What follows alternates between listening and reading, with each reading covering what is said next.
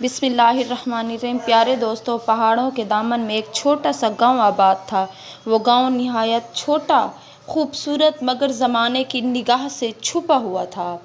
उसी गांव में एक बेवा औरत जमशेदा नाम की रहा करती थी। उसका शौहर कई साल पहले एक हादसे में वफ़ात पा चुका था और उसका इकलौता बेटा शहर जाकर गायब हो गया था। जमशेदा ने ज़िंदगी के हर रंग को सब्र और खामोशी से कबूल कर लिया था, मगर उसकी तन्हाई उसे अक्सर रातों में रुला देती थी। जमशेदा का गुजारा बकरियों का दूध बेचकर और जंगल से लकड़ियाँ लाकर होता था। उसकी ज़िंदगी में कोई हंसी खुशी बाकी ना रही थी, सिवाय उस छोटे बंदर के जो रोज़ शाम के वक्त उसके सहन में आकर बैठ जाता। पहली बार जब बंदर आया, जमशेदा ने उसे भगाने की बहुत कोशिश की, लेकिन वो जाकर खामोशी से घर के एक कोने में बैठ गया।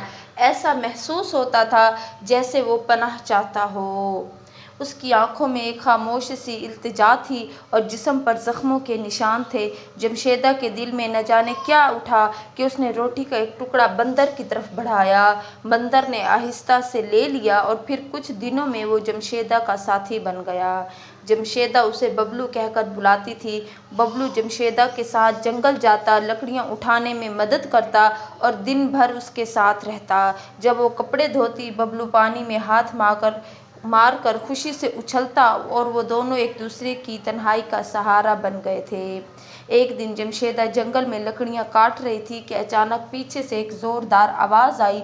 दो नामालूम आदमी उस पर हमला आवर हुए। उनके इरादे बुरे थे। जमशेदा ने चीखने की कोशिश की, मगर जंगल सुनसान था। वो आदमी ज़ोर ज़बरदस्ती करने लगे कि अचानक बबलू एक दरख्त से छलांग मार कर नीचे उतरा और एक आदमी के चेहरे पर पंजा मारा। आदमी चीख उठा। बबलू ने दूसरे के हाथ से लकड़ी छीनी और गुस्से में उन पर हमला कर दिया।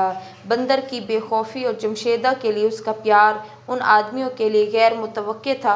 वो दोनों घबरा कर भाग निकले। जमशेदा कांप रही थी, मगर उसकी आंखों में शुक्रगुजारी के आंसू थे। उस दिन उसे महसूस हुआ कि बंदर महज एक जानवर नहीं, बल्कि उसका मुहाफिज है, शायद अल्लाह की तरफ से भेजा गया कोई फरिश्ता। इस वाक़े के बाद गांव वालों ने भी बबलू को इज्जत देना शुरू कर दी। वो जान गए कि ये एक बंदर मामूली जानवर नहीं, बल्कि एक बेजुबान दोस्त है जिसने एक औरत की इज्जत बचाई है। जमशेदा ने बबलू के लिए सहन में एक छोटा सा झूला बांध दिया। वो दोनों अब न सिर्फ एक दूसरे के दुख सुख के साथी थे, बल्कि एक दूसरे के मुहाफिज भी। वक्त गुजरता गया, जमशेदा बूढ़ी हो गई, मगर बबलू हमेशा उसके साथ रहा। कहते हैं कि जब जमशेदा का इंतकाल हुआ तो बबलू कई दिन तक उसकी कब्र पर बैठा रहा। कुछ खाया नहीं, कुछ पिया नहीं और बिल आखिर वहीं चुपचाप दम तोड़ गया।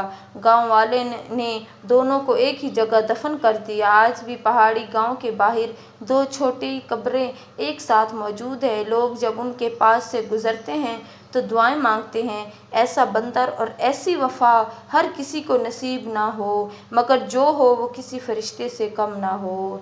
मोहब्बत, वफादारी, खलूस इंसान और जानवर की सूरत में भी हो सकते हैं। सच्ची नीयत और बेजुबान का दर्द अल्लाह की बारगाह में ज़रूर कबूल होता है।